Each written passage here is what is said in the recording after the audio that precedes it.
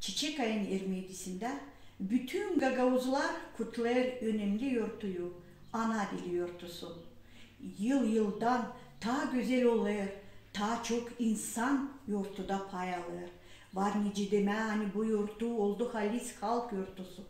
Sanırım hepsi gagavuzlar anladı bunu. Hani lazım dilimizi koruyalım, ilerletelim, çalışalım, kültürümüz sürünmesin. Bütün Gagavuz şeref eden insanları kutlarım bu güzel günden. Dilerim hepsine kahve, sağlık, uzun ömür, kısmet, bereket. Dilimizi hiçbir zaman unutmayalım, hem kaybetmeyelim.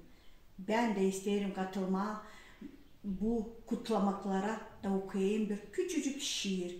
Yevi, soyu, dini, dilimizi biz korumazsak kimiz o zaman?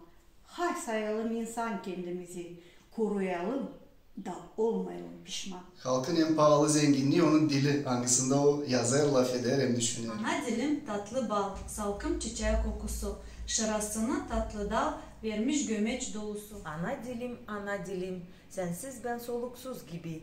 Gece gündüz sen aklımda, Gagavuz'un şu kanında. Ana dilim güzelsiz, mana türkü havası. Onun işiden herkes doymaz, geçmez havası. Ana dilim gevrek söz, uygun dizili sedef. Ana tarafım bucak, ana dilim güzel Gagavuzca. Zengin, pahalı ana dilim.